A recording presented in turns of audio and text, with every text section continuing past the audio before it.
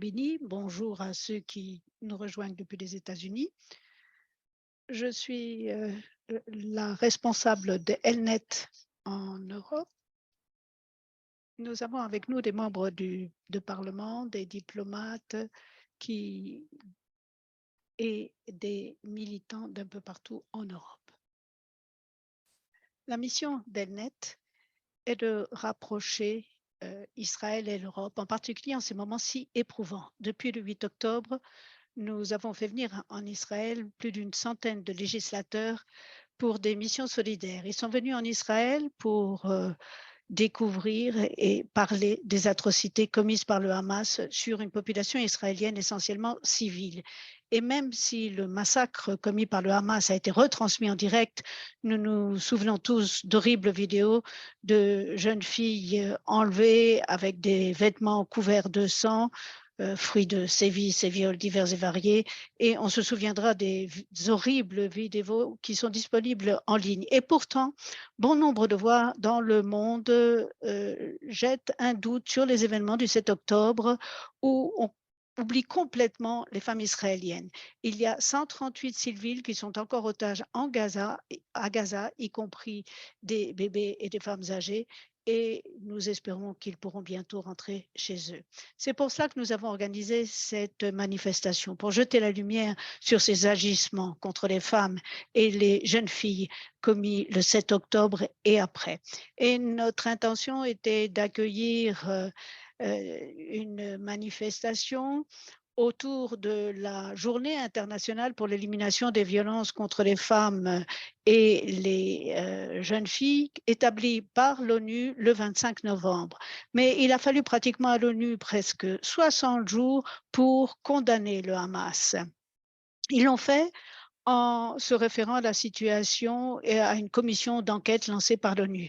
Cette commission, en fait, a montré qu'elle avait de gros préjudices contre Israël.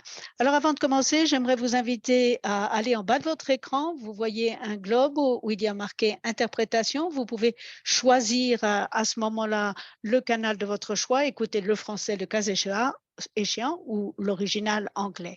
Je voudrais aussi vous dire que certaines des preuves que nous allons apporter sont très graphiques, très parlantes, très choquantes. N'hésitez pas à couper le son le cas échéant et à revenir plus tard. Nous avons le plaisir d'accueillir un membre de la Knesset parmi nous, Shelley Tal Meron, et le docteur Koshav El-Kayam Levi, président de la commission civile sur les crimes du 7 octobre commis par Hamas contre les femmes et les enfants.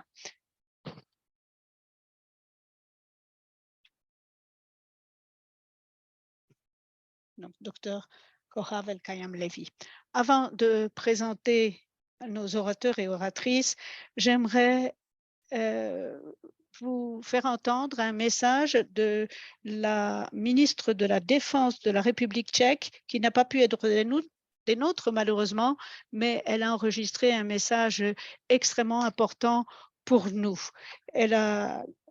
La République tchèque a toujours été une amie aux côtés d'Israël. Elle l'est plus que jamais en ces moments très éprouvants. Je vous invite à écouter la vidéo et le message envoyé par la ministre de la Défense, Madame Yana Tchernochova. Bon après-midi, mesdames et messieurs. Permettez-moi tout d'abord de vous remercier de participer à cet événement d'une grande importance. Vous vous réunissez aujourd'hui pour parler des tragiques événements qui ont eu lieu le 7 octobre 2023. Nous avons été témoins d'horribles histoires de torture, de meurtres, d'exécutions, de viols et de bien d'autres formes d'agissements absolument inhumains qu'il est difficile d'imaginer. Ces événements resteront dans les mémoires comme l'un des moments les plus sombres de l'histoire d'Israël.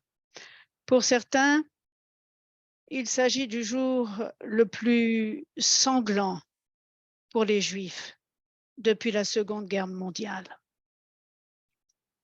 Et j'ajouterais, si vous le voulez bien, que cette journée est tragique non seulement pour les Juifs, mais aussi pour l'humanité tout entière.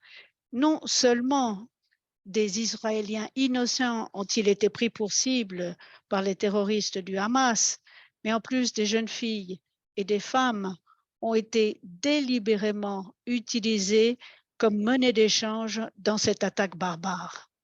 Et pourtant, le monde reste de manière générale silencieux. C'est l'une des raisons pour lesquelles je tenais aujourd'hui à m'adresser à vous, à prendre la parole pour appuyer cette réunion. Nous devons continuer à faire pression pour obtenir la libération de tous les otages encore aux mains du Hamas. Finalement, cette réunion doit être un appel à l'action pour la communauté internationale, pour qu'elle soutienne les femmes et les enfants qui souffrent dans les conflits armés. Nous ne pouvons pas rester silencieux. Nous nous devons de prendre la parole. Mes pensées et mes prières vont à toutes les femmes qui ont dû traverser de telles épreuves. Encore une fois, merci à tous. Shalom. La ministre Tchenova a pu d'Israël depuis le premier jour, bien avant le 7 octobre. C'est pour cela que nous avons été très reconnaissants qu'elle accepte de nous envoyer ce message de manière virtuelle. J'aimerais vous présenter maintenant notre première oratrice, Sherry Tal-Meron, membre de la Commission sur le statut des femmes et égalité des genres, et elle représente le parti d'opposition Yesh Atid, qui est un parti libéral. Elle a été responsable des opérations et aussi elle a été capitaine dans l'armée de l'air israélienne pendant 7 ans. Pendant plus de 10 ans, elle a travaillé comme responsable du développement commercial dans le secteur de la haute technologie en Asie du Sud-Est. Et elle a été également activiste politique et dirigeante communautaire à Tel Aviv au sein des PTA. Elle est membre de la commission de la Knesset sur le statut des femmes. Et je la retrouverai la semaine prochaine à Varsovie, au Parlement de Varsovie, où nous allons tenir une réunion en présentiel comparable à celle d'aujourd'hui. Sherry, vous avez la parole. Merci. Merci d'être des nôtres aujourd'hui pour cette manifestation importante s'il en est. J'aimerais vous présenter nos excuses parce qu'aujourd'hui, nous allons voter sur le budget au Parlement.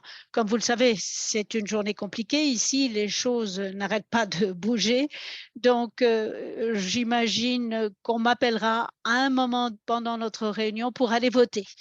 J'espère, cela dit, pouvoir vous dire tout ce que j'ai l'intention de vous dire et j'espère n'avoir à m'absenter que quelques minutes et pouvoir être des vôtres très rapidement de nouveau. Alors, je m'appelle Shelley, je suis membre de la Knesset en Israël. J'aurais aimé qu'on se retrouve dans des circonstances différentes, bien évidemment.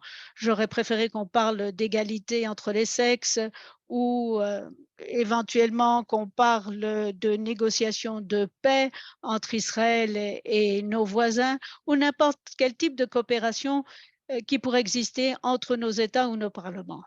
Malheureusement, notre pays a souffert la tragédie la plus atroce depuis la création d'Israël il y a 75 ans, depuis l'Holocauste, peut-être depuis la Deuxième Guerre mondiale. Je peux vous donner les chiffres. Je pourrais vous dire combien de personnes ont été assassinées, violées, étripées, brûlées vifs et faire une litanie d'atrocités. Mais je préfère, pendant ces quelques moments où nous serons ensemble, je préfère vous parler de certains aspects humains et bien sûr me concentrer sur le sort des femmes. Je suis membre de la commission parlementaire sur l'égalité des genres ici et j'ai l'habitude de me battre pour les femmes, mais pas dans ce type de circonstances. Alors tout d'abord, j'aimerais vous dire que je suis mère, j'ai 2 filles, une de 17 et l'autre de 13 ans. Ma fille de 17 ans va bientôt faire son service militaire dans 1 an. Tout le monde le fait à l'âge de 18 ans ici.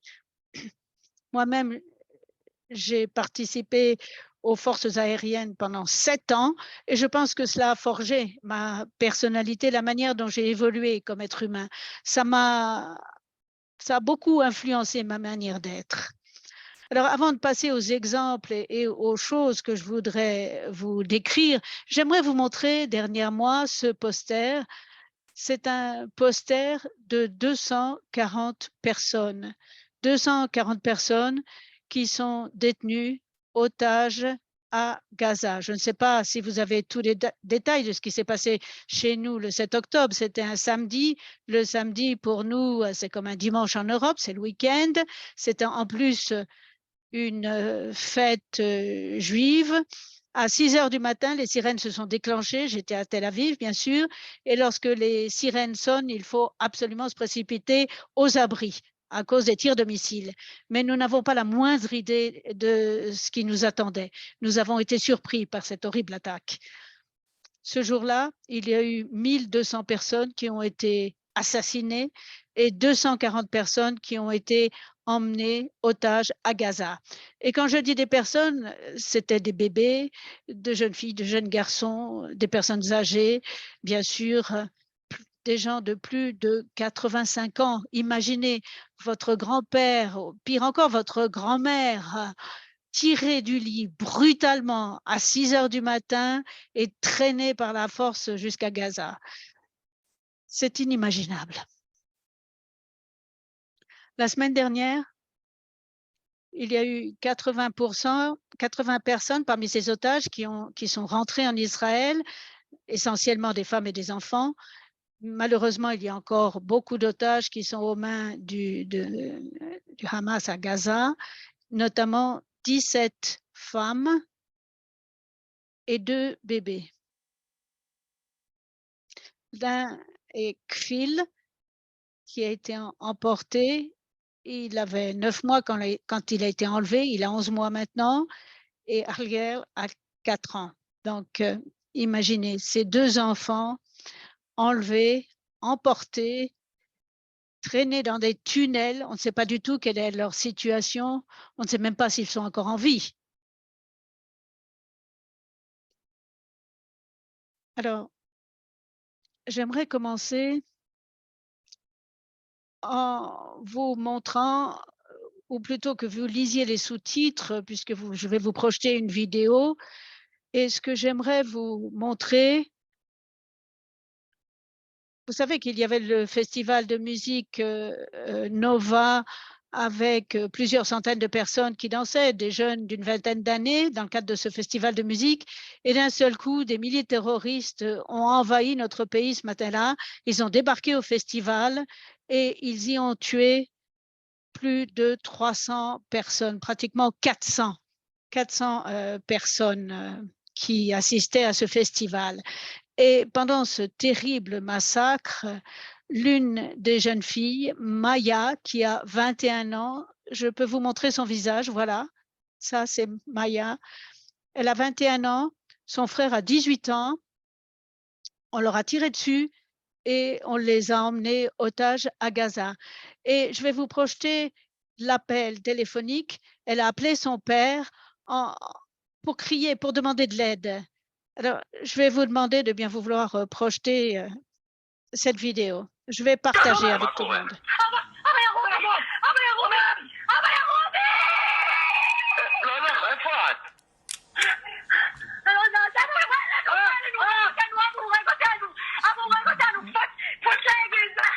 איפה אתם? איפה אתם? יואו, מה מצליחים לקום? תתחברו, תמצאו מקום, תתחברו. אני יוצא לכיוון שלכם עכשיו, צריכים מיקום, צריכים מיקום, צריכים מיקום. צריכים מיקום! אני בא, מאמי, צריכים מיקום, אלוהים.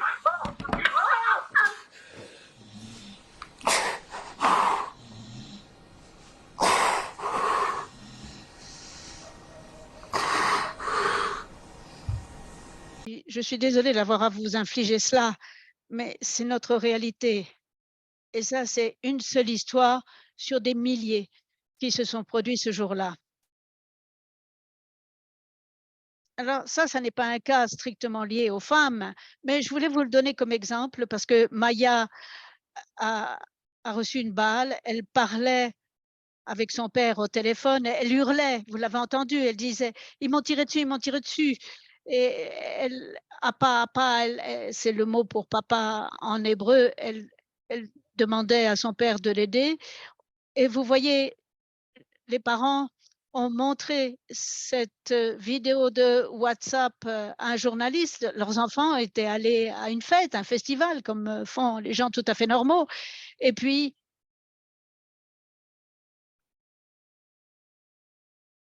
nous sommes contents de savoir que la fille et son frère sont rentrés en Israël. Mais elle était blessée, on l'a mal soignée, on a dû l'opérer ici la semaine dernière parce que sa jambe est en très mauvais état à cause de cette balle qu'elle a reçue et elle a encore beaucoup de problèmes médicaux, vous imaginez. Parce que, comme vous le savez, la Croix-Rouge ne peut pas rendre visite aux otages et on ne les a pas soignés comme ils auraient dû l'être. Ce sont deux exemples seulement de personnes qui sont restées en otage, mais je peux vous donner beaucoup d'exemples. Nous avons pas mal de gens qui nous racontent des histoires à fendre le cœur. On ne peut pas imaginer la réalité qui a été la leur. La plupart d'entre eux étaient cachés dans des tunnels, d'autres dans des maisons dispersées un peu partout dans Gaza. Et il y a un otage, une femme d'une 50aine d'années qui est revenue et ils étaient tellement habitués à rester assis par terre et à se taire et que lorsque vous vouliez aller aux toilettes, il fallait taper à la porte et attendre 1 heure ou 2 avant que quelqu'un ne vienne pour vous amener aux toilettes. Elle nous a dit, ou plutôt on nous a dit que maintenant qu'elle est rentrée chez elle, elle est allée à l'hôpital d'abord et puis maintenant elle est chez elle, elle reste assise dans la salle, elle n'en sort pas et à chaque fois qu'elle a besoin d'aller aux toilettes, elle frappe à la porte et elle attend que quelqu'un vienne la chercher pour l'amener aux toilettes. C'est quelqu'un qui a 50 ans, ça n'est pas un enfant. Imaginez le traumatisme qui a été infligé à ces gens-là, c'est incroyable. Alors bien sûr, nous voulons que tous les otages rentrent, les femmes bien sûr, mais nous voulons que tous les otages rentrent. Tout le monde sait que Hamas est une organisation terroriste. Ça n'est pas un pays, une nation, c'est une organisation terroriste. Et cette organisation terroriste veut faire la même chose partout dans le monde libre. Donc, ce n'est pas seulement un problème israélien, il faut en tenir compte. Alors, ce que je vous ai montré était très parlant, mais il y a d'autres exemples qui sont encore bien pires. Je voulais donc juste vous parler des preuves que nous avons sur ce qui est arrivé aux femmes ce jour-là et en captivité. C'est dur, ce sera dur à encaisser, mais je crois que tout le monde doit l'écouter pour bien comprendre ce qu'ont traversé ces femmes et ce qu'elles traversent encore à Gaza. Nous avions eu un jeune Israélien qui est allé au festival. Il a témoigné à la police pour raconter ce qu'il avait vu. Il a dit 8 ou 10 terroristes étaient en train de la violer avant de la tuer. Et quand ils ont terminé, ils riaient. Ils se la passaient de l'un à l'autre. Ils lui tiraient les cheveux de derrière. Et l'une des jeunes filles qui a été violée, parce qu'il y en a eu quelques-unes qui ont été violées de cette manière-là, il était en train de la violer et il l'a tirée sur elle pendant qu'il était en train de la violer. Et certaines ont été tuées à l'arrière de la tête. Ça, c'est une des preuves. Nachman Dickstein, qui est un volontaire à Zaka. Zaka, c'est une organisation d'Israël qui s'occupe malheureusement des morts. C'est-à-dire que nous sacrifions les vivants, mais aussi les morts. Nous nous en occupons, nous les préparons pour l'enterrement. Et ces volontaires ont dû aller recueillir tous les cadavres de nos villes, du festival, de partout où il y avait des Juifs et pas seulement des Juifs qui ont été assassinés. Et il a dit qu'il avait vu des dizaines de femmes dans des abris. Comme vous le savez, les terroristes sont rentrés dans les maisons de nos civils et nous avons toujours une pièce spéciale qui est un abri contre les bombes et ils ont trouvé des dizaines de femmes mortes dans ces abris avec des vêtements déchirés en haut et complètement nus dans la partie inférieure de leur corps. Ils ont trouvé beaucoup de corps dans cette situation. Et la fille de l'un des otages, une femme de 77 ans, elle a dit que sa mère était OK quand elle est partie à Gaza, elle n'avait pas de problème cardiaque, mais quand elle est revenue, elle s'est très vite détériorée. Maintenant, elle a beaucoup de problèmes cardiaques et elle ne va pas bien du tout et nous espérons qu'elle restera vivante. Je ne sais pas si vous avez vu le vidéo de Naama Levy, c'est une jeune fille de 19 ans d'Israël qui est conservée comme otage à Gaza et sur la vidéo, on voit qu'elle a été tirée par les cheveux. Elle a été tirée à l'intérieur d'une Jeep et puis devant et elle est en train de saigner. Elle a du sang partout et ce sang coule le long de ses jambes, elle en a dans le dos, elle est couverte de sang et nous avons certains des officiers de police qui ont eu qui ont témoigné de ce qu'ils ont vu et l'un d'eux dit dans un abri anti-bombe, il y avait beaucoup de balles et il y avait 2 femmes, mère et fille, qui avaient été tuées. Dans la salle d'à côté, une fille d'environ 19 ans avait son pantalon baissé. Et quand vous faites attention à la pièce d'à côté, il y a une femme qui était à côté et quand vous faites attention, vous voyez qu'elle avait quelque chose dans le fessier. Il y avait des centaines de cadavres mutilés, nus. Et Shirley, qui est l'une des femmes merveilleuses qui a préparé beaucoup de victimes pour leur enterrement, a dit qu'il y avait beaucoup de jeunes femmes avec très peu de vêtements sur elles ou des vêtements déchirés et les corps pleins de sang et en général simplement en sous-vêtements. La plupart d'entre elles avaient reçu des tirs de balles plusieurs fois à la figure, juste pour être défigurées. Il y a une autre vidéo horrible d'une jeune femme qui est déjà dans la bande de Gaza, qui est inconsciente, à moitié nue et entourée d'hommes. J'ai de plus en plus de preuves, beaucoup plus que je ne peux vous l'expliquer, mais ce que je peux vous dire, c'est ce qu'ils ont fait. Je ne sais même pas comment un être humain peut penser à des choses aussi sadiques, aussi horribles.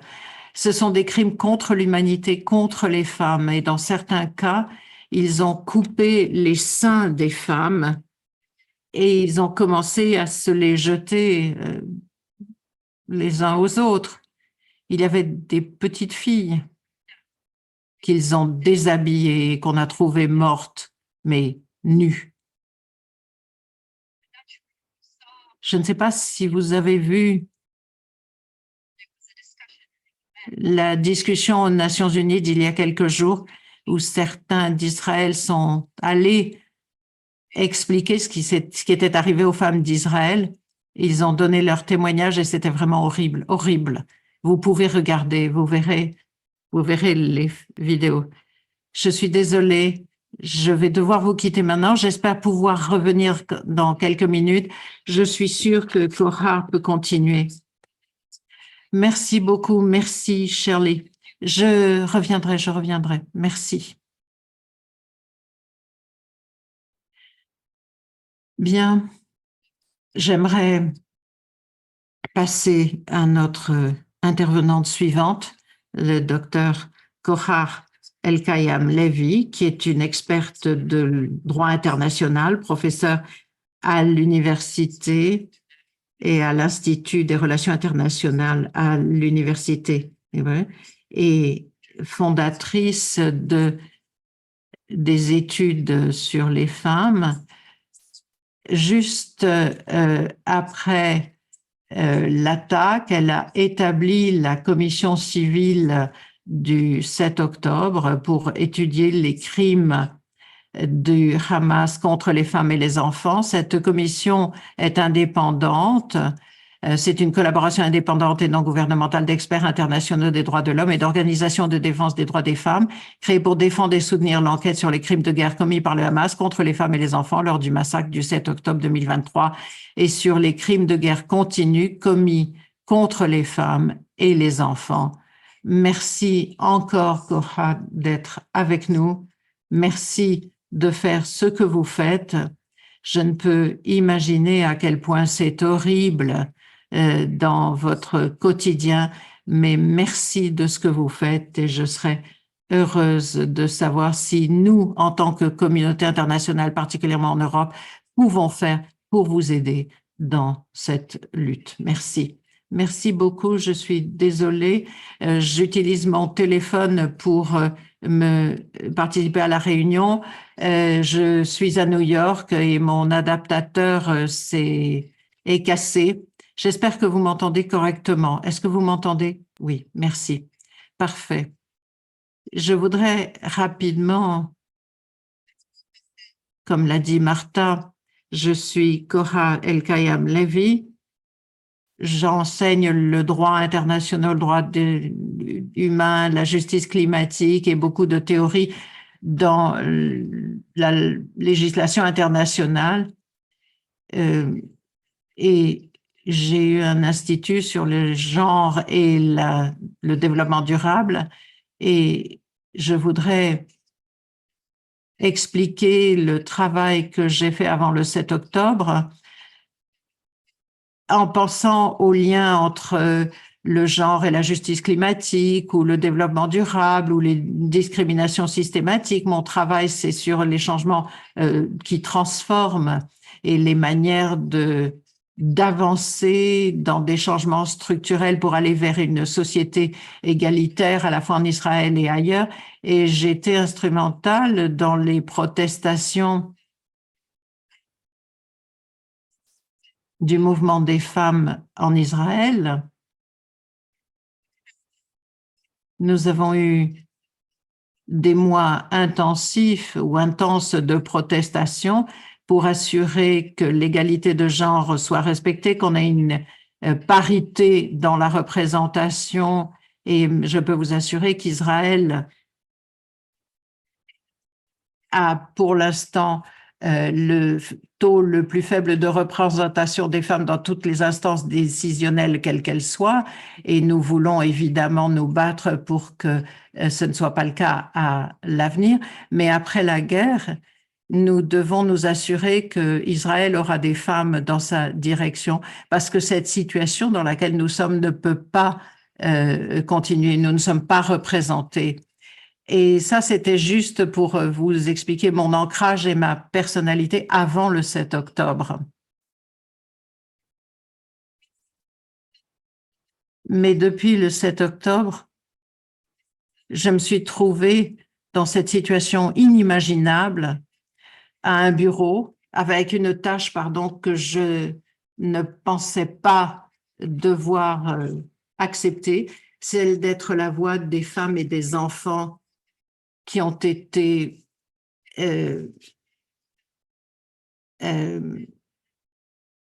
brutalement forcés au silence par le Hamas. Et même si je ne vous entends pas, je voudrais vous laisser poser des questions. Donc, le premier jour du 7 octobre, en tant qu'experte de la législation internationale, nous savions que nous étions en train de voir des crimes contre l'humanité sous nos yeux, la prise d'otages, les gens, vous les avez entendus, les soldats, j'allais dire, qui appelaient leurs parents. Les soldats sont des diplômés de haut niveau en Israël, mais la plupart des soldats qui se trouvaient autour de la bande de Gaza, ce sont des jeunes filles qui sont diplômées, mais qui ont 18 ou 19 ans. Donc, pour moi, ce sont juste des jeunes filles et qui servaient dans l'unité de surveillance autour de la bande de Gaza. Et elles hurlaient au téléphone à leurs parents, priant pour avoir de l'aide, leur demandant de venir les sauver. Nous avons passé des heures à écouter des appels de gens disant ils sont en train de nous brûler vifs, ils viennent dans les abris. Enfin, on ne croyait pas ce qu'on entendait, ce qui se passait et ce qui se passait dans Israël. C'est un pays tellement petit, Israël. De ma maison à l'endroit où tout s'est passé, il faut 1 heure et demie maximum. Et c'était juste inimaginable. Et j'ai rapidement compris que ce n'était pas un événement national, mais que ça touchait la communauté internationale très profondément et qu'il fallait faire quelque chose. Et puis, nous avons vu ces crimes de guerre absolument odieux.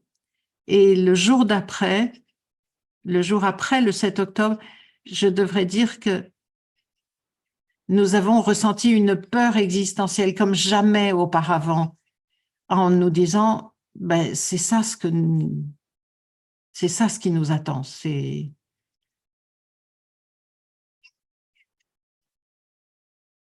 la fin de notre pays. Et je vous suis reconnaissante dans l'Union européenne parce que j'ai eu l'impression que le président de l'Union européenne, le vice-président et des personnalités ont exprimé leur solidarité avec Israël. On a dit que le monde était resté silencieux, mais c'est pas tout à fait vrai. J'ai parlé hier avec la communauté ou des communautés juives et cette semaine, je rencontre la communauté juive ici aux États-Unis. C'est pour ça que je vous parle de New York et on a des délégations. Et la première chose que je dis, c'est que nous avons des alliés, nous ne sommes pas seuls. Et je voudrais souligner ce point-là. Le premier rapport que j'ai écrit la 2e semaine de la guerre a mentionné Roberto Mancella de manière extensive. Et le rapport est là. C'est le rapport que j'ai rédigé avec les mots ou le discours qu'il a fait. Et puis la semaine dernière, nous avons vu le président du Bundestag et le vice-président de l'Union européenne et beaucoup d'ambassadeurs de l'Union européenne qui ont exprimé leur solidarité avec Israël. Et je voudrais dire à quel point je suis reconnaissante à tous nos partenaires de l'Union européenne pour cela. Ce qui a eu de surprenant, ça a été les Nations unies. Une organisation internationale qui ne nous a pas soutenus du tout, qui n'a pas soutenu Israël, mais les femmes en général, l'humanité en général. Et il y a un système international qui a juste ignoré ce qui s'est passé en Israël. Et la première semaine, nous parlions entre nous. Nous avons produit déclaration sur déclaration pour essayer de contextualiser ces crimes en disant que c'était des informations fausses qui étaient transmises à toutes les organisations de droits humains. Et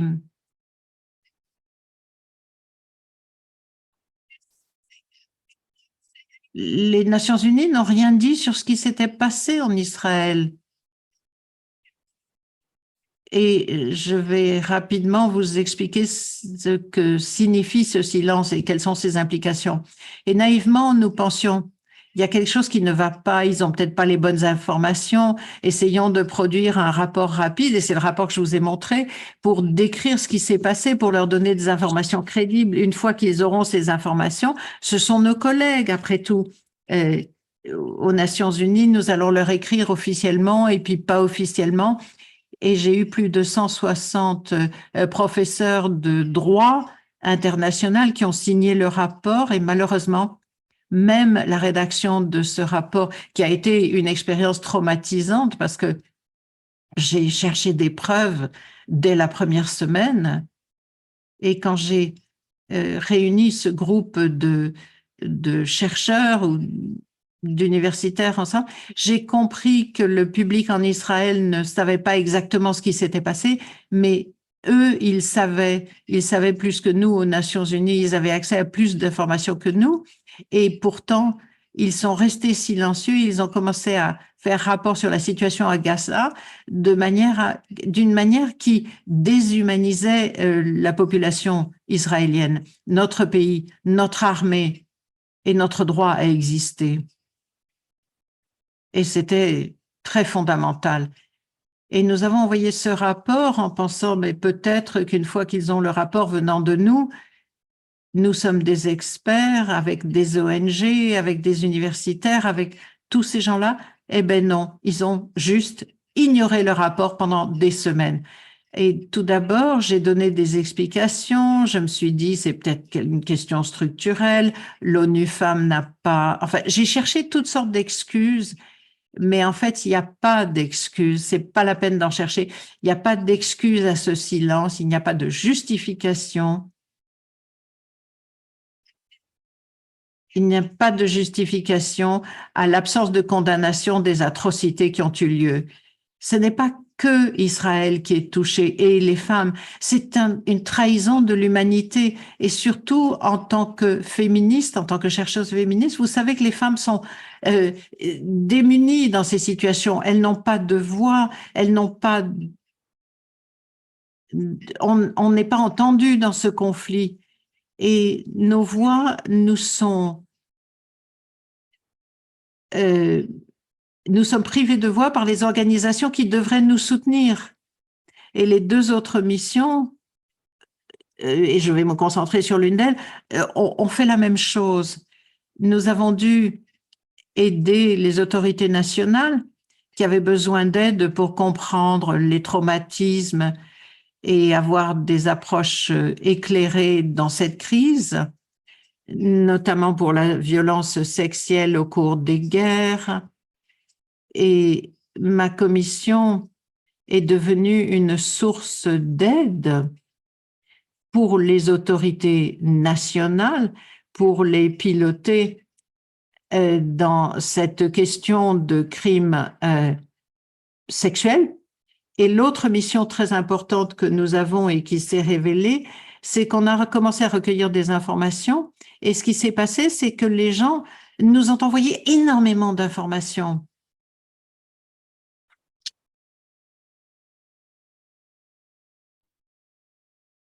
Et donc, j'ai considéré que notre mission était de documenter toutes ces preuves, de constituer des archives.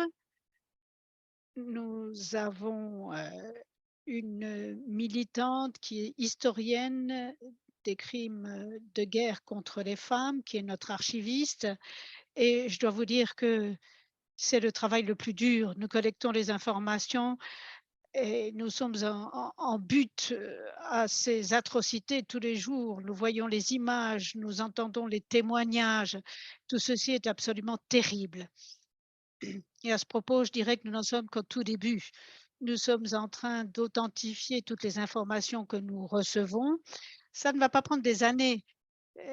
Parfois, j'ai l'impression que les gens veulent avoir la réponse tout de suite, veulent avoir les chiffres tout de suite, mais ça, ce n'est pas le type d'information que nous puissions fournir. Ce que je voulais dire, c'est que nous collectons cette information, nous avons des protocoles qui indiquent ce que nous savons à propos des éléments que nous collectons, parce que contrairement aux événements journalistiques, aux faits divers, nous voulons collecter absolument toutes les preuves. Et si quelqu'un m'envoie quelque chose à propos de ce qui s'est passé à Berry, eh bien, je vais garder ça et peut-être que dans 5 ans, je vais recevoir d'autres informations qui vont expliquer ce tout premier rapport que nous avions reçu. Et comme je l'ai dit, nous avons un protocole qui indique ce que nous savons, quel niveau d'information. Parfois, dans certains cas, nous avons des confirmations très sérieuses, mais pour d'autres, nous avons des bribes d'informations. On n'en est qu'au tout début.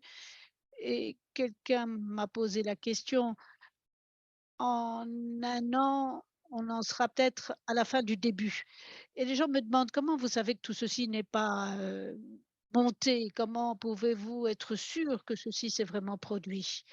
Alors j'aimerais dire ceci: j'espère que tout ce qu'on nous raconte, n'est pas vrai, que tout ceci va être démontré comme étant des histoires. Malheureusement, ça n'est pas le cas.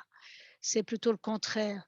Bon nombre de choses qu'on ne croyait pas se sont véritablement produites. Il y a Enfin, c'est terriblement difficile de comprendre que des agissements pareils puissent se produire, mais nous recoupons les informations. Je vous parlerai du processus, je vous expliquerai comment nous avons obtenu toutes ces informations depuis le 7 octobre, toutes ces semaines. Mais disons que nous collectons, nous regroupons toutes ces preuves de différentes sources, de différents moments, de différents endroits, et nous avons des preuves multiples de violences sexistes basées sur le genre, de torture, de meurtres inhumains et de violences sexistes et sexuelles dans différents endroits en Israël et même contre les enfants. Et à ce propos, je dirais que j'ai l'impression que les gens sont obsédés par les crimes sexuels, mais il n'y a pas que ce type de criminalité. Il y a aussi des tortures absolument inhumaines et même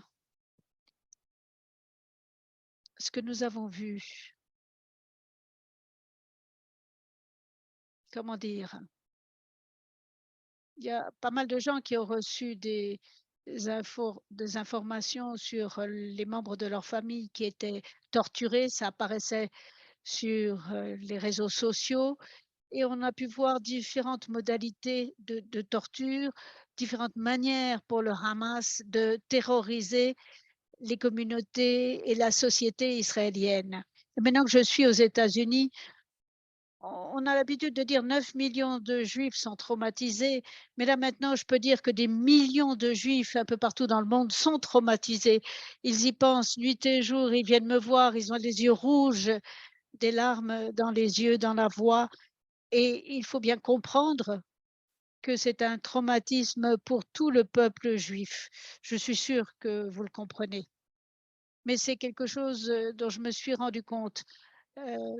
J'étais en Israël et je m'étais pas rendu compte que c'était quelque chose qu'on partageait vraiment en profondeur. Je voulais vous parler aussi du silence.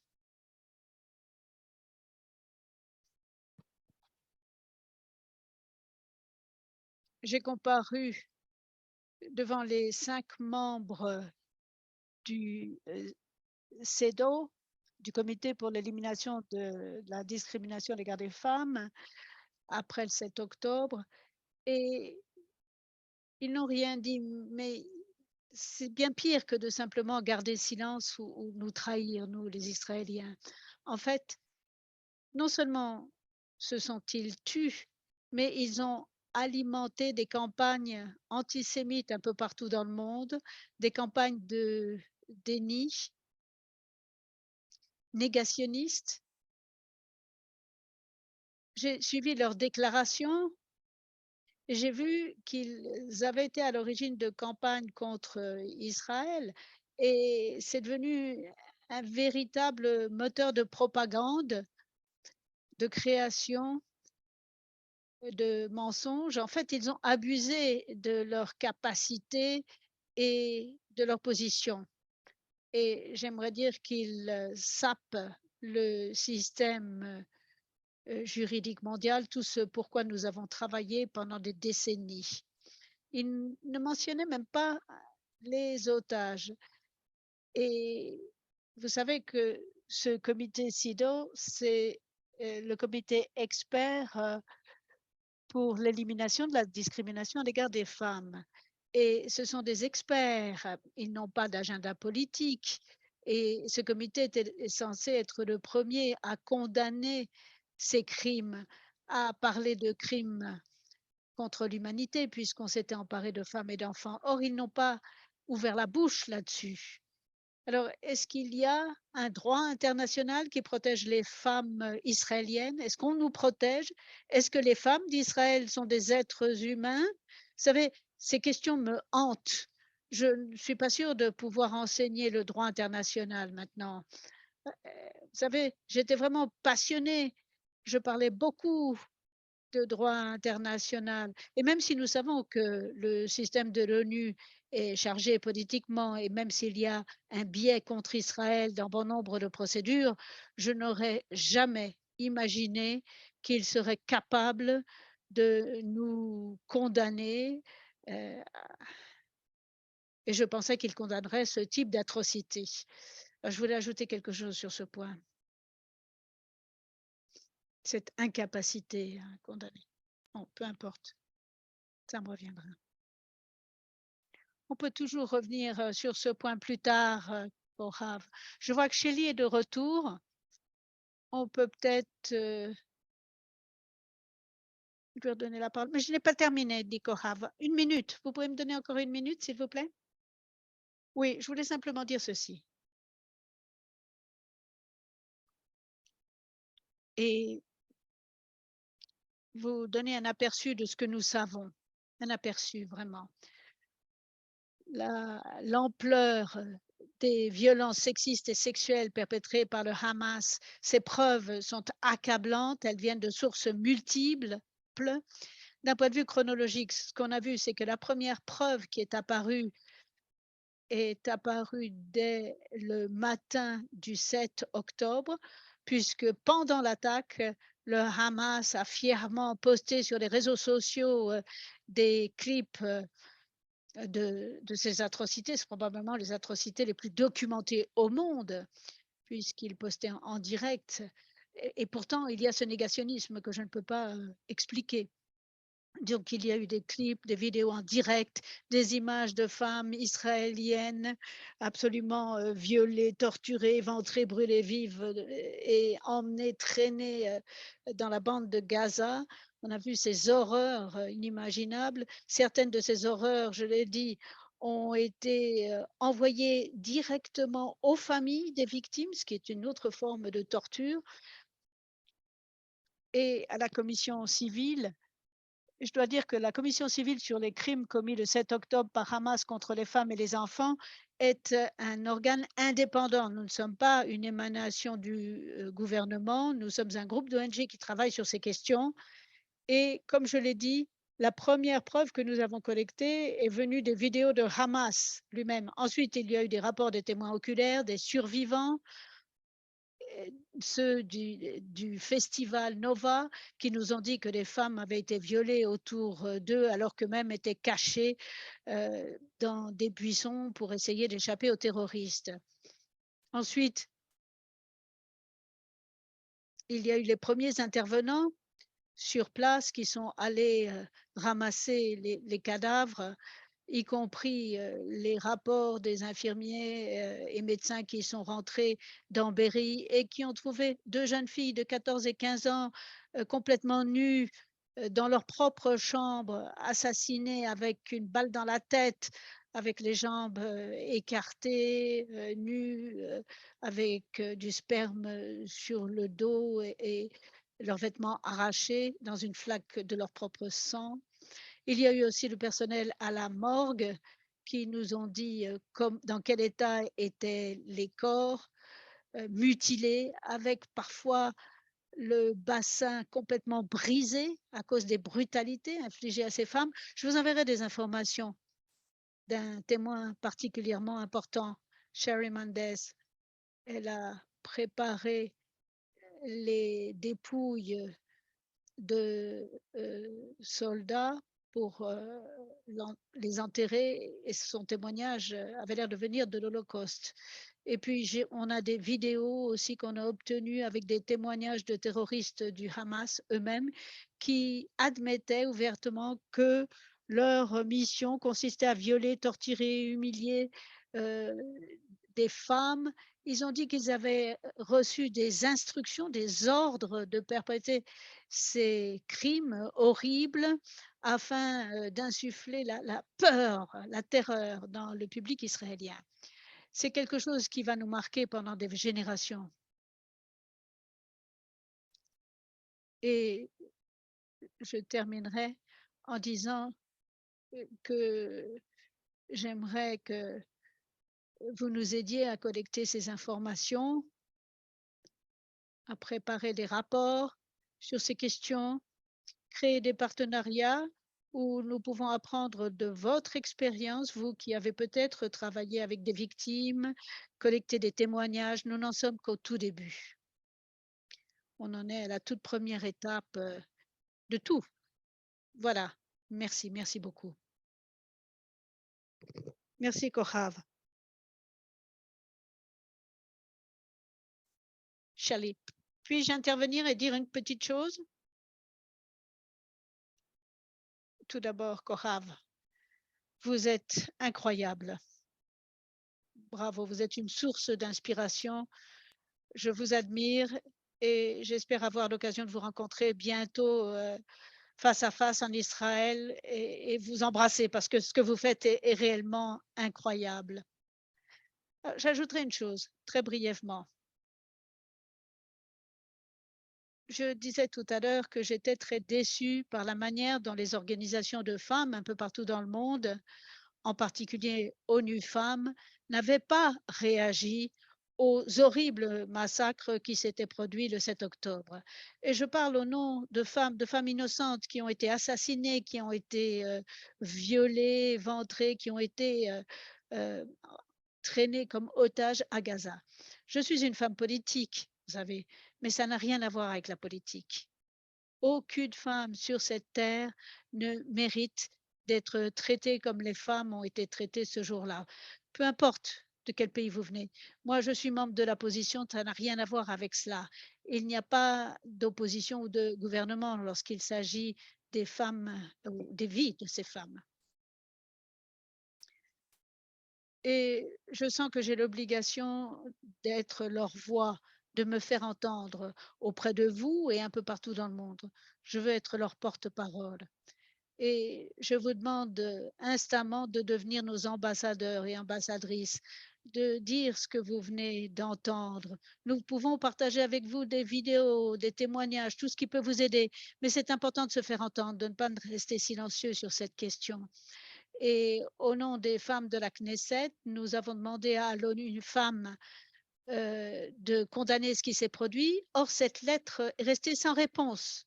Et ça n'est que la semaine dernière qu'il y a eu une petite réponse assez faiblarde, pas à ma lettre, mais de façon générale.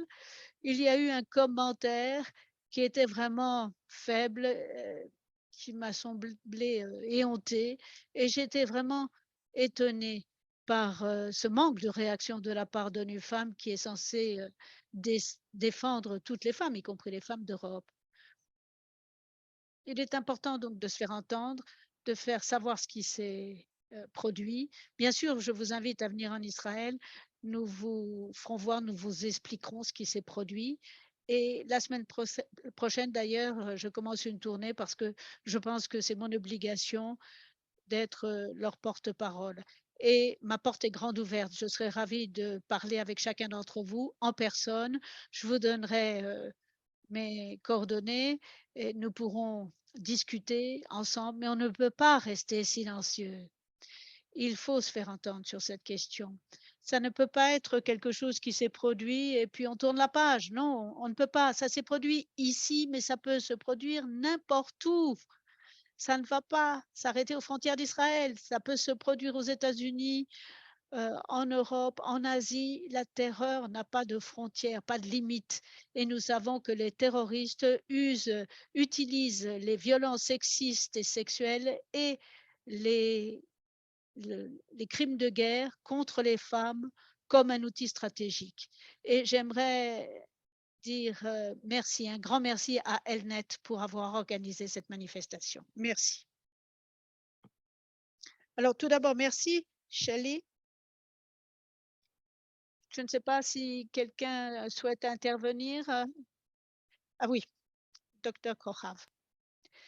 Oui, maintenant que nous avons entendu ou vu ce tweet publié par ONU Femmes, une déclaration qui minimise ce qui s'est passé, on a entendu aussi le secrétaire général de l'ONU sur la question et je dois dire que je suis préoccupée personnellement parce que j'ai l'impression, c'est l'impression que j'ai, qu'ils vont confier l'enquête à l'organe qui a le plus de préjugés contre Israël, le Conseil des droits de l'homme. Il y a notamment une commission qui a un mandat pour enquêter sur Israël. Moi, je ne représente pas le gouvernement d'Israël ou même l'État d'Israël.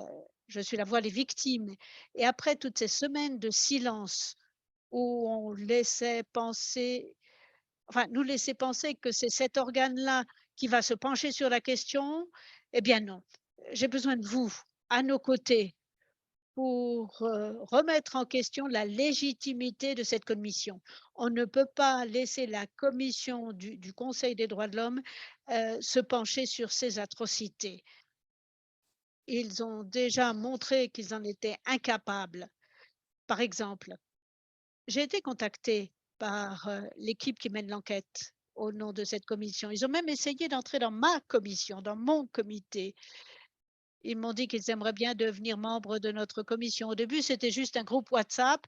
Ils ont essayé de rentrer dans notre groupe, mais comme je ne savais pas qui c'était, j'étais très prudente. Et j'ai vu que cette personne appartenait à la commission d'enquête. Alors, est-ce qu'il n'y a pas un conflit d'intérêts là? Si vous êtes en train d'instruire une enquête, comment allez-vous participer au débat de la commission civile? Non. Et ça m'a paru très inquiétant. Il y avait quelque chose qu'ils ne voulaient pas partager avec nous, mais ils nous ont dit que le 7 octobre, ils ont constitué 2 équipes d'enquête, l'une qui instruit les crimes du Hamas et l'autre qui va instruire les crimes d'Israël. Donc, dès le 7 octobre, pendant que nos femmes, nos enfants, tout le monde était massacré, alors qu'il y avait des corps qui jonchaient toutes les rues, il commençait à créer une commission d'enquête contre Israël, contre les crimes d'Israël. Ah, il ne voulait pas nous le révéler, mais on l'a su et c'est simplement pour montrer que cet organe est particulièrement peu indiqué pour instruire cette enquête.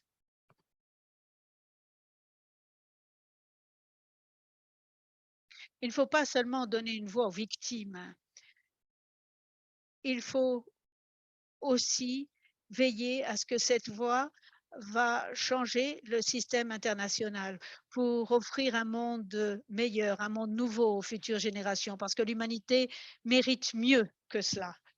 Et il faut qu'il y ait une transformation radicale de l'ONU. Il faut qu'il y ait un changement radical à l'ONU. Et puis, pour terminer, je dirais que je rencontre des organisations féministes un peu partout dans le monde et c'est formidable. Je rencontre mes collègues, mes partenaires, mes collègues militantes dans des organisations féministes et je trouve des partenaires. J'aime parler avec les organisations de femmes un peu partout dans le monde. Je les aide à trouver une manière de nous appuyer aussi. Et c'est pour ça que j'ai parlé de partenariat tout à l'heure. C'est à ça que je faisais allusion. Et nous avons rencontré Catherine McKinnon, notamment, et c'est probablement l'un des professeurs les plus connus à propos des crimes contre les femmes. Je l'ai rencontré 2 semaines après la création de notre commission et on était en train de préparer toute l'information. On voulait tout réunir avant notre rencontre avec elle. On se battait contre ce négationnisme. On savait qu'elle était très, très bonne. On voulait préparer des informations très utiles avant la réunion et pour vous dire comment elle est rentrée dans la séance de Zoom et au lieu de nous remettre en question ou de nous demander quelles preuves on avait, comme le font les gens de l'ONU, Elle nous a rejoints, elle nous a dit: «Je sais que ça a été terrible, que ça a été l'enfer. J'ai du mal à imaginer, combien ça doit être dur pour vous. Comment est-ce que je peux vous aider? Qu'est-ce que je peux faire?» Je n'arrive même pas à imaginer ce que vous avez traversé. Et nous sommes tous des experts en droit humain, mais nous avons commencé à pleurer. Nous nous sommes écroulés, simplement parler de nos craintes, de nos peurs. Heu, je lui ai dit que moi-même, j'ai 4 enfants, dont un bébé.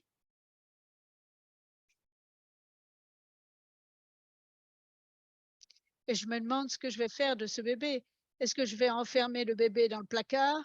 Est-ce que je vais mettre, les 2 bébés sous le lit? Qu'est-ce que je fais du quatrième, le plus âgé? Et j'ai cette image.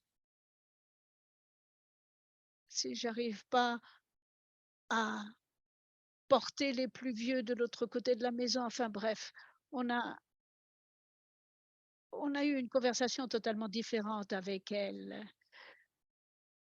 On pour essayer de penser nos plaies, nos blessures, partager nos peurs, et c'était important pour moi de vous en parler aussi. Merci, Kohav, c'était important, et j'ai du mal à imaginer, comment vous vous sentez et combien de temps il vous faudra pour guérir, pour panser vos plaies en Israël. Alors, j'aimerais savoir s'il y a des questions dans la salle ou dans la séance. Merci de lever la main si vous avez une question à poser. Vous pouvez aussi les écrire dans le chat. Je n'en vois pas pour l'instant, donc je vais démarrer avec une question que j'aimerais vous poser à toutes les deux. Est-ce que vous pensez que ces victimes connaîtront la justice un jour et qu'est-ce que ça signifiera? Comment peut-on leur rendre justice à toutes ces victimes du 7 octobre?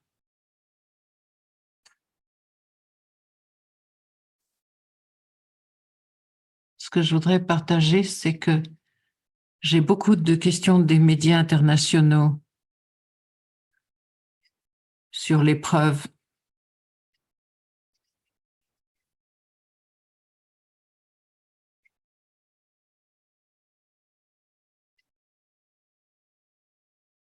Et en tant qu'experte du droit international, avec mes collègues, nous ne discutons pas de savoir si ces atrocités sont prouvées. Nous savons que tout tribunal international ou tribunal spécial aura des tonnes d'informations avant toute enquête que les autorités israéliennes pourraient commencer, parce qu'on aura des témoignages de survivants, de leurs familles. Enfin, il y a tellement de choses qui ont été documentées par le Hamas, par les victimes, qui appelaient les membres de leur famille en disant « mais ils sont en train de me brûler vif ». Et donc, j'imagine qu'un tribunal indépendant révélant l'ampleur des crimes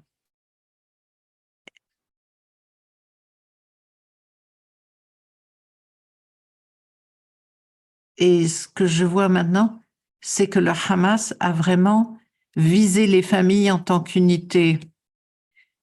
Nous n'avons pas de violence contre les familles, mais peut-être que le tribunal international, lorsqu'on ira, s'apercevra que c'était les familles qui ont été visées, c'est-à-dire tuer les enfants en face des parents ou les parents en face des enfants, sous les yeux. Les enfants qui survivent, je ne sais pas si on aura leur témoignage, s'ils seront capables d'en parler, mais j'envisage un tribunal international qui sera formé par les chercheurs les plus dévoués, des gens qui ont l'expérience de l'antisémitisme, de la violence de genre, et qui seront là pour révéler, pour exposer tout ce qui s'est passé, et ils le feront de la manière la plus respectueuse possible des victimes, pour trouver des moyens pour trouver des compensations, des dédommagement. Ça va être très difficile pour les familles. Il va falloir reconnaître le genre de crimes qui ont été commis. C'est très difficile de demander à des gens de guérir, à une société de guérir. Parce que là, la réaction du système international, ça a été l'inverse, l'opposé de tout ce qu'on aurait dû voir. Et j'imagine que ce tribunal nous permettrait d'avancer dans cette transformation que j'envisage de l'ensemble du système, vu ses échecs et vu les crimes qu'ont souffert ces victimes, surtout les crimes contre les femmes qui sont souvent niés, qui ne sont pas reconnus, même dans des cas individuels, des cas de viol. En général, il n'y a pas de procès, la plupart des femmes ne font pas rapport sur ce qui leur est arrivé. Donc, j'imagine un tribunal, alors selon les systèmes juridiques différents, mais pour exposer, expliquer de la meilleure manière possible ce qui est arrivé aux femmes, et en étant professionnel, bien sûr. Merci, Shirley. Est-ce que vous souhaitez faire un commentaire? Oui, un commentaire rapide qui n'a rien avec le côté juridique, dont Korar est spécialiste, mais beaucoup des victimes ne sont plus avec nous, parmi nous.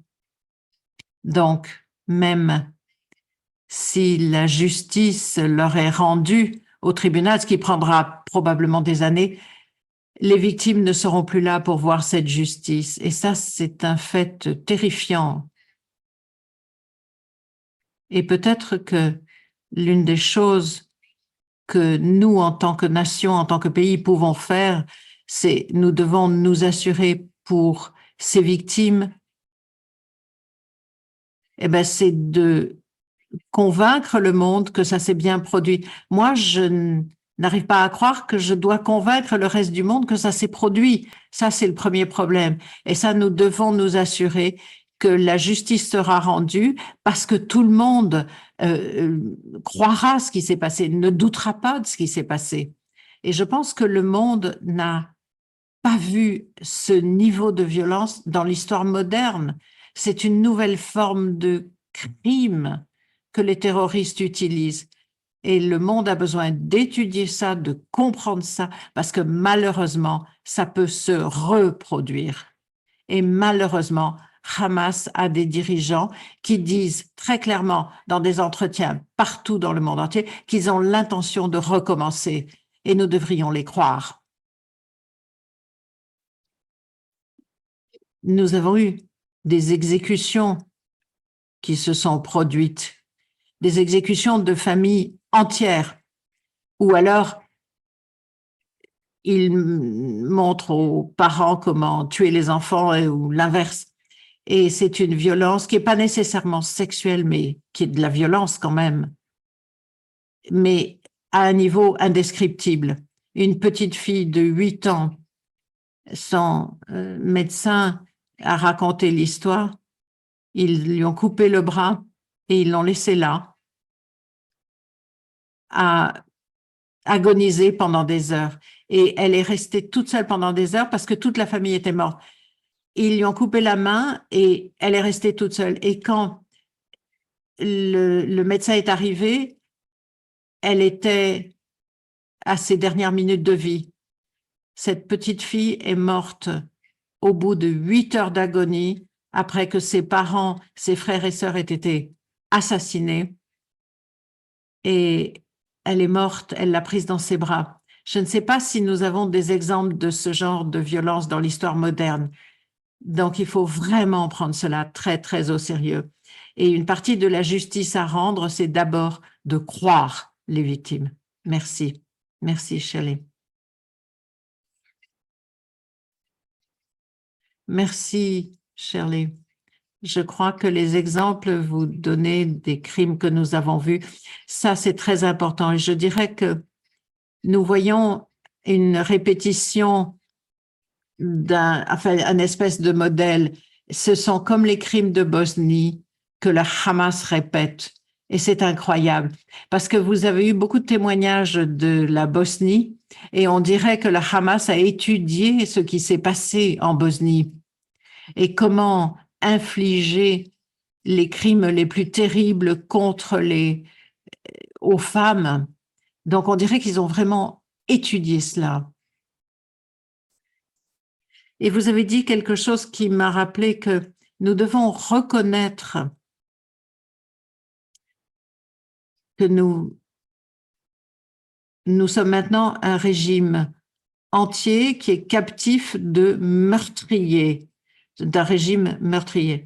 Et on voit que les femmes souffrent partout, mais il est important de voir, enfin je dirais que moi je suis la collègue de la paix et de la résolution des conflits à l'université, je travaille avec des femmes et les femmes en Israël ont été touchées, quelle que soit leur religion. Hier, par exemple, j'ai eu des histoires horribles d'une femme bédouine qui, le 7 octobre, allait se rendre à une clinique pour donner naissance à une fille et on lui a tiré dessus 2 fois. C'était des terroristes du Hamas. Elle a perdu son bébé parce que c'est le bébé qui a reçu les balles. Et ça, c'est une information initiale que nous avons. Donc, toutes les femmes de toutes les religions ont souffert, toutes les femmes de ce régime meurtrier. Le monde occidental devrait lutter avec Israël. Je crois que nous devons être partenaires contre cette guerre. Si j'avais eu la moindre voix dans cette histoire, dans ce conflit, je me serais assurée que le monde occidental lutte avec nous, parce que ce n'est pas la guerre d'Israël de lutter contre cette organisation terroriste. C'est une guerre de nous tous, à la fois pour les Palestiniens et pour les Israéliens. Je suis tout à fait d'accord, absolument. Nous avons une question de John Ryan qui est à Londres. John, est-ce que vous pouvez parler? Merci Martha, merci aux 2 intervenantes. C'est assez difficile à écouter, mais c'est encore plus difficile pour vous exprimer. Je me demandais si les ONU Femmes, donc l'entité qui s'occupe des qualités, est-ce qu'elle a perdu toute crédibilité maintenant? Parce qu'il me semble qu'elle a perdu toute crédibilité. Elle ne semble pas avoir fait quoi que ce soit par rapport aux femmes israéliennes. Et je ne sais pas comment les femmes du monde entier pourraient avoir confiance en l'ONU Femmes. Parce que, comme vous le dites, ce n'est pas juste pour les femmes israéliennes. Ce sont des abus systématiques, des abus sexuels systématiques, des viols, etc., que l'on voit partout dans le monde contre les femmes. Et ne pas faire de déclaration, ne pas dire qu'elles sont du côté des femmes israéliennes, ne pas être clair dans la condamnation de cette attaque du Hamas, parce que rien n'a été fait dans ce sens jusqu'à présent, est-ce que ceci n'est pas en train de saper complètement la crédibilité de l'ONU Femmes? Pourquoi? Et que devrions-nous faire à ce sujet? Parce que si elles avaient fait des déclarations, on n'aurait peut-être pas autant de gens qui disent « Est-ce que ça s'est vraiment produit? Est-ce qu'on peut croire ce qui s'est produit ?» et posant des questions à ce sujet, basées sur les preuves. Parce que même quand elle voit les preuves, elle se demande s'il n'y a pas une manipulation. Enfin, c'est incroyable. C'est incroyable, c'est incompréhensible qu'elle fasse ça. Et en fait, c'est écœurant. Et je me demande ce que vous en pensez. Qu'est-ce qu'on fait à partir de maintenant, vu la situation de l'ONU Femmes et ce comité, de cette entité? Parce que c'est un bouclier pour ce genre de comportement. Et c'est l'opposé de ce qui aurait dû se passer. Alors, je ne pense pas qu'on puisse régler le problème maintenant, mais on ne peut pas à voir ce genre de crimes horribles qui sont tellement horribles que je n'arrive pas à imaginer d'autres exemples de cette violence. Et pourtant, on en a vu sur tout le continent de la violence. Mais nous avons besoin d'une manière de contrer tout ça parce que c'est en train de nuire à toutes les femmes du monde entier. Je suis tout à fait d'accord. Elles ne nous ont pas soutenues, elles ont été complètement absentes. Et Israël, enfin, c'est pas juste les femmes d'Israël qu'ils ont laissé tomber, c'est les femmes du monde entier, c'est toute l'humanité, parce que en ce faisant, on permet à utiliser les corps des femmes comme armes. Et on l'encourage même. Et avec des déclarations tièdes. Ça leur a pris des jours et des jours. J'ai rencontré les premiers ministres de Belgique et d'Espagne. On a eu une discussion incroyable pendant 1 heure qui était très ouverte, très... Et elles m'ont demandé la même chose. D'abord, ce que l'ONU Femmes a fait et l'UNICEF et le Comité sur les droits des enfants, leur incapacité à condamner ces atrocités, à faire rapport sur ces atrocités, a créé une instabilité dans le monde occidental. C'est-à-dire, ça a alimenté ces campagnes de haine et ces protestations terribles en faveur de cette organisation terroriste. Et donc, ils mettent en péril la stabilité du monde occidental. Et ceux d'entre nous qui comprennent cette dynamique comprennent les dommages qui sont provoqués par cela. Et je voudrais dire une autre chose. C'est même pire que de rester silencieux ou de faire une déclaration très tiède. On a vu le rapporteur spécial sur la violence contre les femmes qui dit du 7 octobre qu'il y a eu des atrocités à la bande de Gaza, à la Palestine. Donc, elle nie le 7 octobre et elle nie que quelque chose nous soit arrivé à nous. C'est vraiment un abus du système international et je ne sais pas exactement, j'ai dit au Premier ministre de Belgique et d'Espagne que eux, en tant que leaders du monde, dans ce moment historique, ils doivent trouver une manière d'entraîner des réformes radicales du système international, parce que sinon, les générations futures vont connaître des peines encore plus grandes que nous. J'aimerais ajouter, je suis tout à fait d'accord avec tout ce que Kohav a dit, mais je voudrais ajouter quelque chose. Je pense que l'un des problèmes quand on prend la parole, c'est d'utiliser sa propre voix pour parler et dire non, non, ça c'est incorrect, parce que c'est scandaleux ce qui s'est passé avec l'ONU Femmes. C'est étonnant, c'est incroyable. Mais si chacun d'entre nous envoyait une lettre, par exemple en tant que membre du Parlement ou dans notre fonction, et l'écrivait en disant c'est inacceptable, vous devez condamner cela et ça vous a pris si longtemps, pourquoi est-ce que vous ne faites pas votre travail, c'est pour ça que vous êtes là, ça aurait un impact. Et on doit faire pression sur l'ONU Femmes. Donc la première chose, c'est d'écrire des lettres.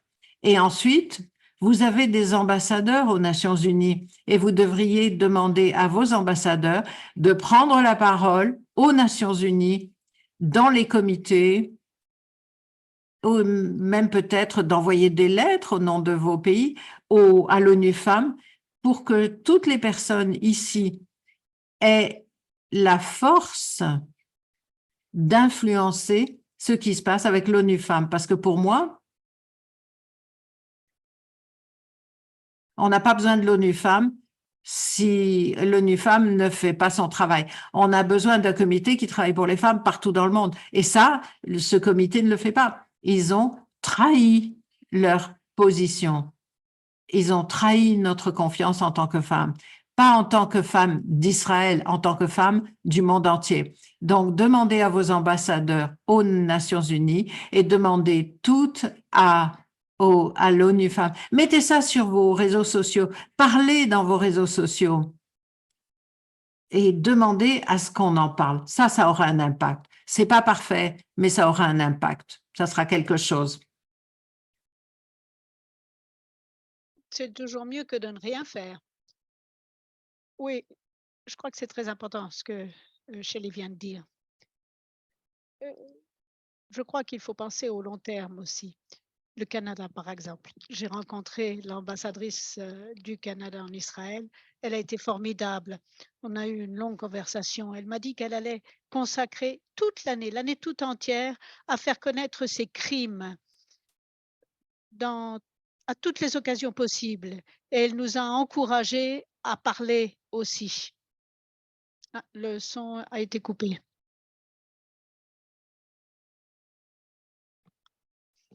Et la dernière chose que je voulais dire, c'est que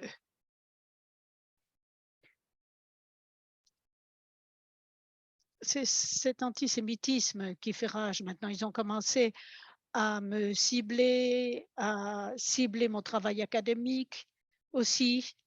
Je suis devenue une cible. Donc, ça fait beaucoup de mal aux gens et en particulier aux défenseurs des droits humains un peu partout dans le monde. Merci. Je crois que le moment est venu de conclure. J'aimerais remercier tous les participants qui ont fait une petite place dans leur agenda extrêmement occupé pour nous écouter. Je sais que certains devaient être à des séances de travail ou voter au Parlement, ou d'autres participent et voient en particulier la vidéo, le film d'horreur de 45 minutes qui retrace les événements tragiques, horribles qui se sont produits le 7 octobre, et pas seulement contre les femmes. Nous allons partager cet enregistrement avec tous les participants et ceux qui nous ont rejoints. Je crois que l'appel lancé par Shelley et Kohav, c'est un appel que nous devrions soutenir.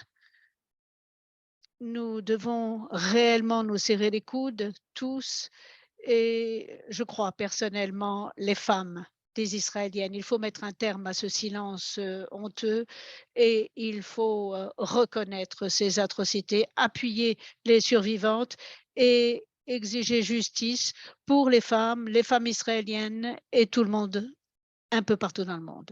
Merci de nous avoir accompagnés. Elnet s'impliquera encore davantage dans cette question et s'il y a des renseignements supplémentaires dont vous pourriez avoir besoin, n'hésitez pas à nous contacter, notre bureau, et nous vous mettrons en contact avec les oratrices d'aujourd'hui. Donc, merci à tous et je vous souhaite une excellente journée. Merci à tous, dit Shelley. Au revoir.